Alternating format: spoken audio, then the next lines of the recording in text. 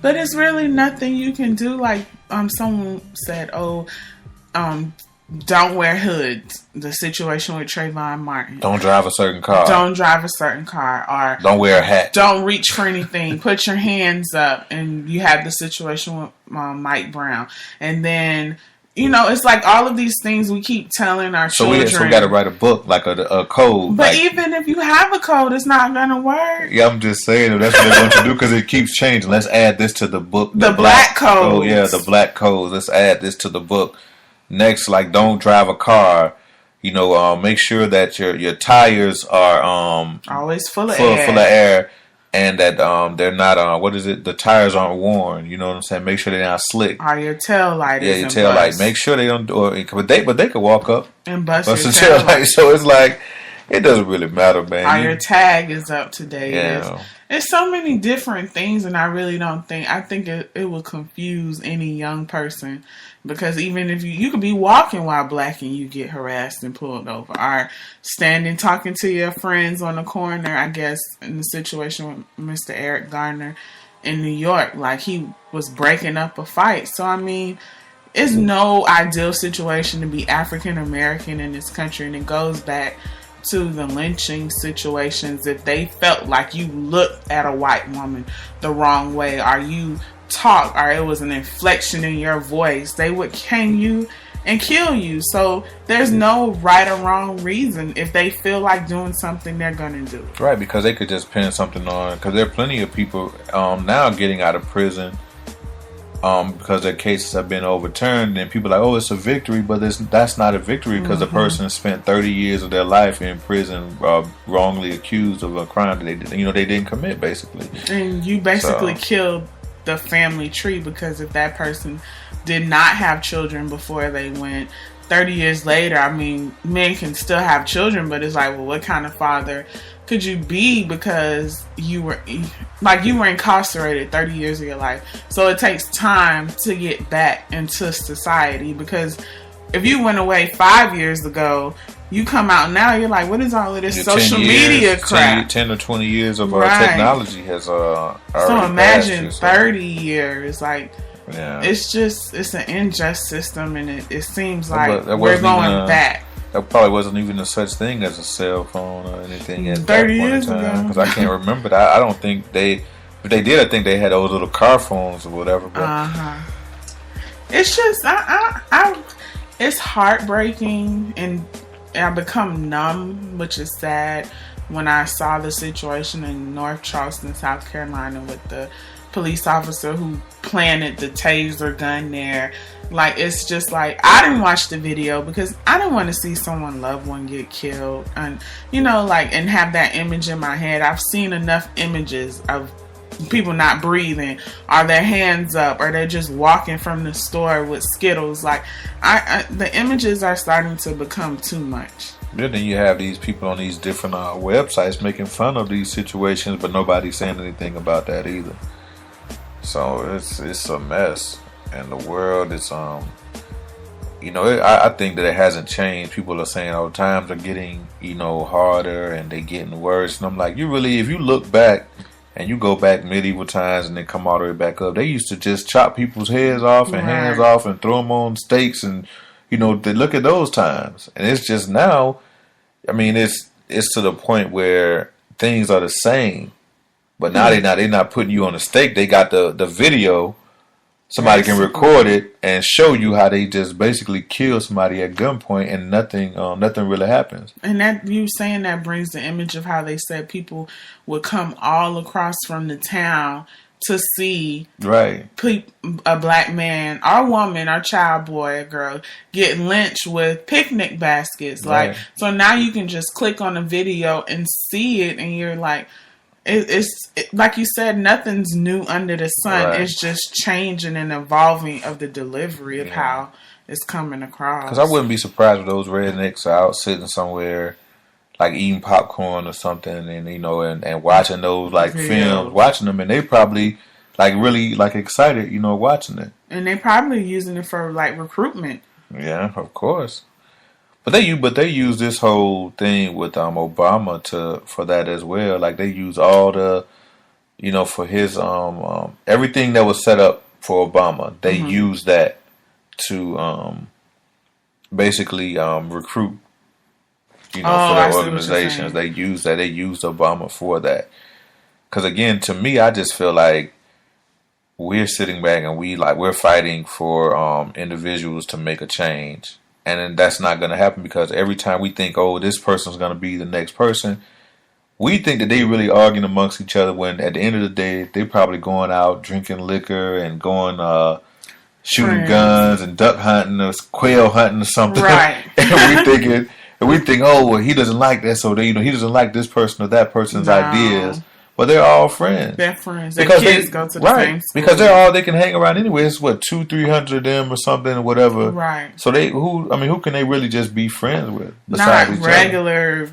Nah. Because you mess up and you see 10 people like us and we see we hanging out with him and then he does something crazy, we gonna get him. That's true. But that's the thing, we don't hold these officials really accountable. Like we don't really go like in some countries where they go up to the thing and if I feel like I know some people will say this is crazy, but I feel like one way or the other, they're going to kill you. Mm-hmm. With the foods, with all these different things in the air, everything. So it's like you're sitting back waiting to die, slowly instead of standing up, for what you believe in, and you watching all these things happening. And what about your children, your grandchildren, great grandchildren, all these people you see, all these people you're going to have that are going to come after you.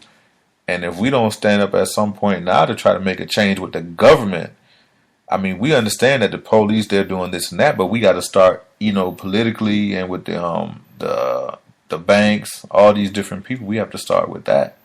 So, basically putting our money where our mouth is and having a political action group, like a PAC, a political action committee. That's what, they have, the Hispanics have Latinos for Obama. They put money behind it. And I guess I feel like the past 8 years, his term isn't up, but during his presidency, if you haven't picked up a lesson about how government works, then I think you just missed the whole thing. They told us in school, the 3 branches of government and how it all balances out. But watching his presidency and how it works out, it's not about government and I'm going to write a letter and this is how you pass a bill from the PBS in the morning. It's about money and how much money you can put behind your particular politician for what you want. But what can we do?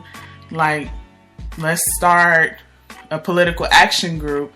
But then you have the naysayers. But I always feel like, what are we going to leave our children or our grandchildren? Because if I was that particular child, I wouldn't want this. I don't think I want it. You could take it back. Yeah, I'm telling you, it's a lot to it. And I think we fell for it. And again, as I say, if you really thinking about a revolution, you're thinking about something that, if you're thinking more recently about it or saying, oh, it hasn't started or, all these different things, you're slow, you lost because it started eons ago, a long time ago. The people are playing a game that we just learning how to put the pieces together. We're learning what they do.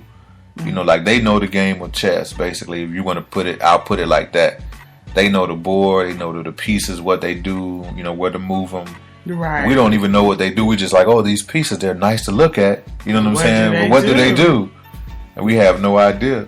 No. So until we even get to the same level on the playing field that these people are on, we will never make it, number one. So the revolution, do you think it starts with your family and your children and your, your significant other, your children, and how you interact with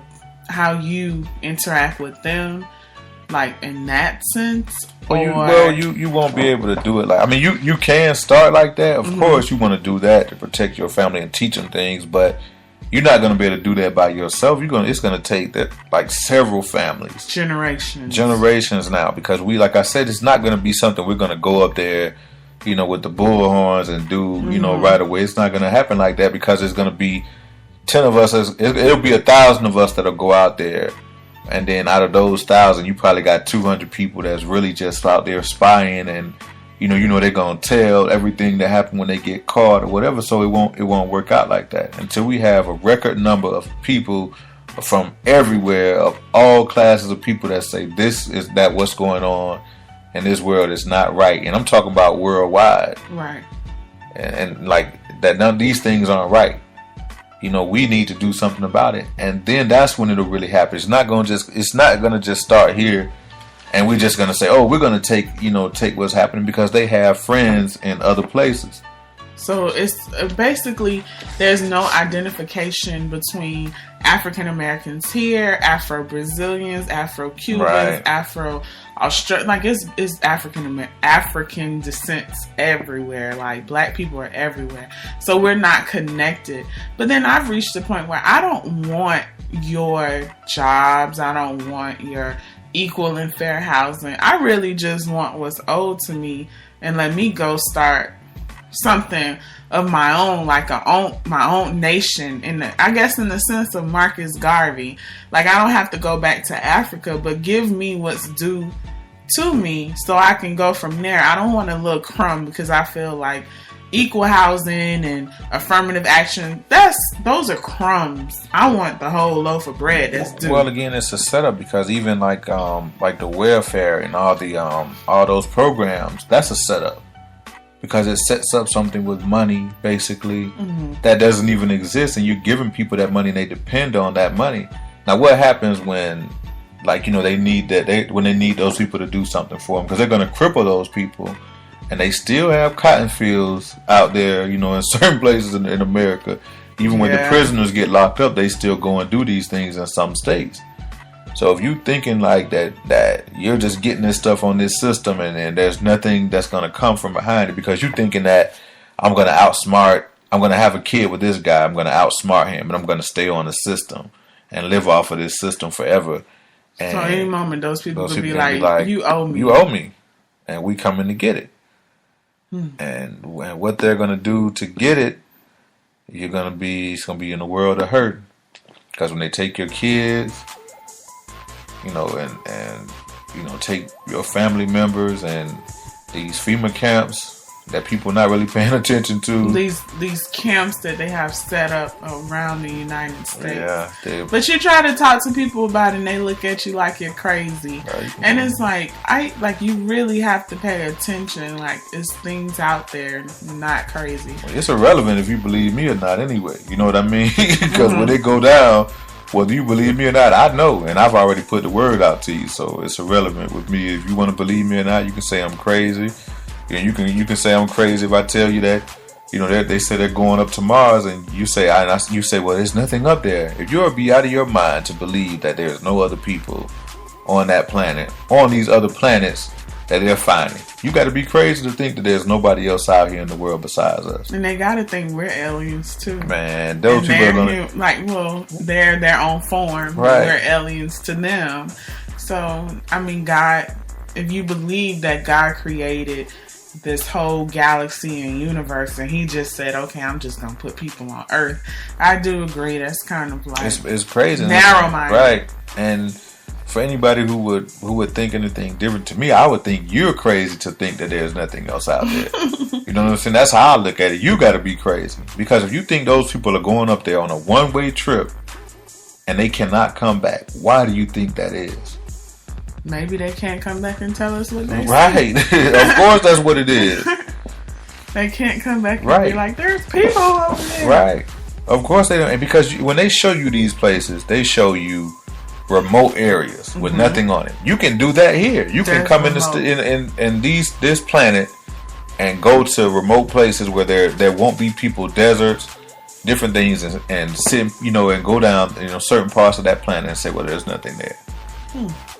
And you drop some idiots off up there, and they go try to make it up there. And what are they going to eat? Why would you want to go to Mars? Like, I just don't understand. I think it's like a big experiment to see if they can procreate out there. They already procreating out there. They getting them people up there for some other reason. When they get ready, when they finish getting rid of all these